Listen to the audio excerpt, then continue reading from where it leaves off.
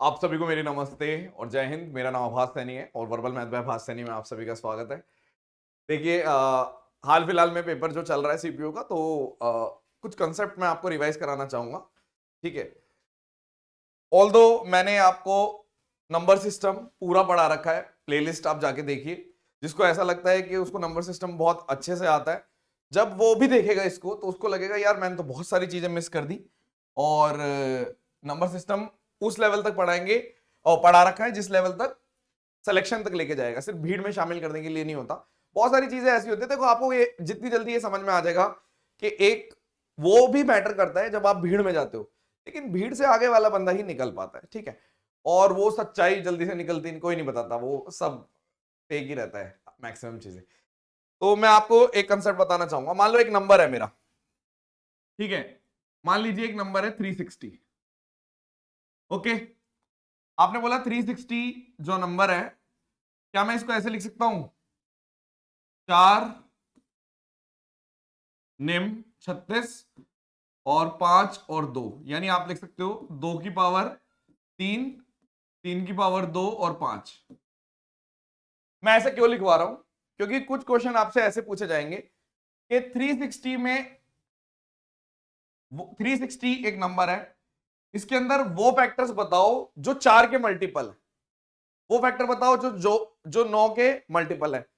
आई hope कि आपको पता होगा फैक्टर क्या होता है। अगर नहीं पता तो एक बार बता देते हैं। फैक्टर का मतलब होता है, जैसे फॉर एग्जांपल एक नंबर है n, तो फैक्टर का मतलब है 1 से लेके n तक जितने भी नंबर n को पूर्णतः विभाजित कर देते हैं, कंप्लीटली डिवाइड कर देते हैं, उसको हम फैक्टर बोलते हैं। ठीक है। जिसको हम हिंदी में बोले तो गुणनजक, पता नहीं हिंदी में शायद वही बोलते हैं, और आप इसको डिवाइजर्स भी बोल सकते हो इंग्लिश में। ठीक है। तो आप ऐसे समझो कि यदि मान लीजिए मेरे पास एक नंबर है 7, तो आप बोलोगे 1 और 7 सिर्फ दो ही नंबर है। लेकिन अगर मैंने लिख दिया 6, तो आप बोलोगे 1 और 6 के बीच में 2 भी आता है जो 6 को कंप्लीटली डिवाइड करता है, 3 भी आता है जो 6 को कंप्लीटली डिवाइड करता है। तो आपसे वो ऐसा पूछेंगे कि 360 में वो फैक्टर्स बताओ जो 4 से कंप्लीटली, मतलब 4 के मल्टीपल है, 4 के मल्टीपल बताओ 360 में। ठीक है। तो क्या करोगे? आपको कुछ नहीं करना। आपने बोला नंबर जैसे लिखा इसको ऐसे लिख दो और इसमें से 4 को गायब कर दो। 4 का मतलब है 2 की पावर 2 को गायब कर दो, बाकी लिख दो। आपने बोला बाकी लिख दो, यानी कि ये हटा देते हैं, सिर्फ ये लिखते हैं। ठीक है। तो आपने बोला इसका मतलब है इसके अंदर 2 की पावर 0 भी है, 2 की पावर 1 भी है, 3 की पावर 0 भी है, 3 की पावर 1 भी है, 3 की पावर 2 भी है, 5 की पावर 0 भी है, 5 की पावर 1 है। यानी दो नंबर इसकी पावर एक एक्स्ट्रा कर दो, 2 इंटू 3 इंटू 2, यानी कि 6 दूनी 12, 12 ऐसे 360 के 12 ऐसे फैक्टर निकलेंगे जो आप मैन्युअली नहीं निकाल सकते, जो 4 के मल्टीपल है। एक और एग्जांपल ले लेते हैं। जैसे मान लो मैंने लिख दिया 124। ठीक है। जब आप 124 को ब्रेक करोगे तो आप बोलोगे 4 31 इंटू 2 की पावर 2। ठीक है।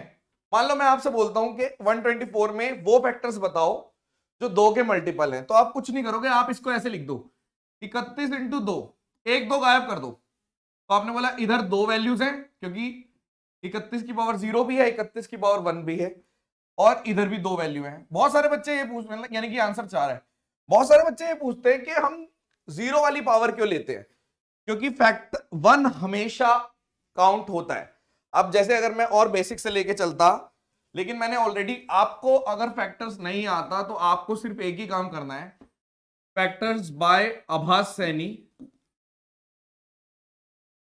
ब्लैक कलर का थंबनेल है। अगर आपने ये वीडियो देख ली और उसके बाद भी फैक्टर्स में कभी दिक्कत आ जाए तो आप मुझे बता देना। हो ही नहीं सकता, क्योंकि उसको इस तरीके से पढ़ा रखा है कि अगर किसी ने 5वीं भी पास कर रखी है, 5वीं 6वीं भी पास कर रखी है, आपको लग रहा होगा कि बड़ा चढ़ा के बोल रहे हैं, लेकिन जब आप वो वीडियो पूरी कंप्लीट देख लोगे आप खुद ही मान जाओगे कि हाँ, जिसने 5वीं 6वीं भी पास कर रखी है ना, उसको भी फैक्टर्स बहुत अच्छे से आ जाएगा।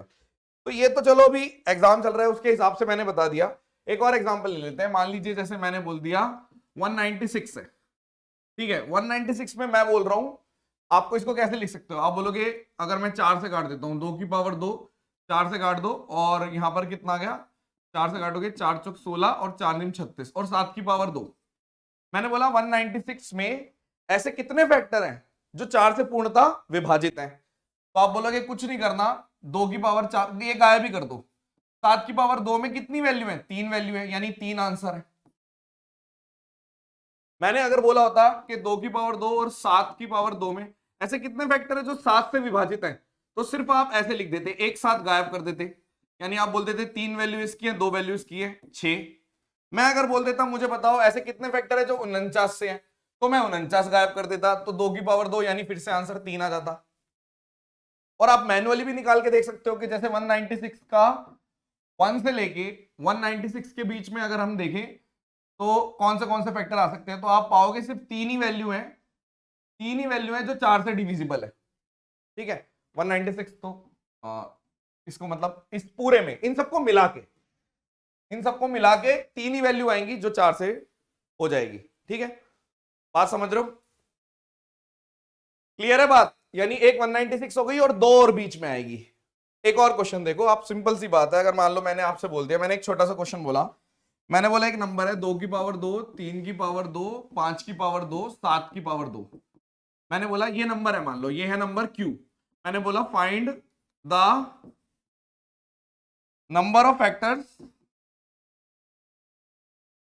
डिविजिबल बाय मान लो आपने बोल दिया 25। तो आपको ना ये पूरा जैसे ही आपने लिखा, मान लो किसी से लिखा नंबर से प्राइम फैक्टराइजेशन करने के बाद, तो आप सीधा 25 को गायब ही कर दो। आपने बोला ये नंबर लिखा हुआ है 2 की पावर 2, 3 की पावर 2, 7 की पावर 2, कितने नंबर है? 3। कितने नंबर है? 3। कितने नंबर है? 3। 3 3 9 27, खत्म, 27 आंसर आ जाएगा।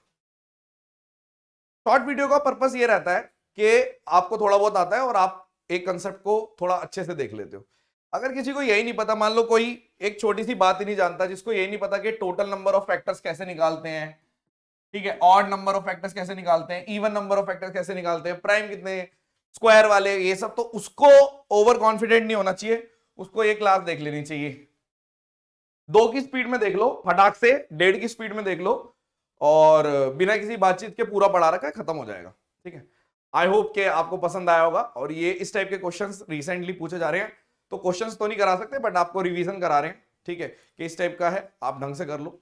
इससे पहले भी मैंने एक प्रॉफिट एंड लॉस में भी आपको एक हिंट दिया था, उसमें भी क्वेश्चन हम डायरेक्टली नहीं करा सकते, तो हमने आपको बता दिया कि इस तरीके से चीजें चलती हैं, फ्लो इस तरीके से चलता है, ऐसे कर लेते और ऐसे कर लेते, वो उससे सब कुछ समझ में आ जाता है बच्चों। चलिए, thank you so much, session dismiss, bye bye. I hope कि आपको सेशन आपको पसंद आया होगा।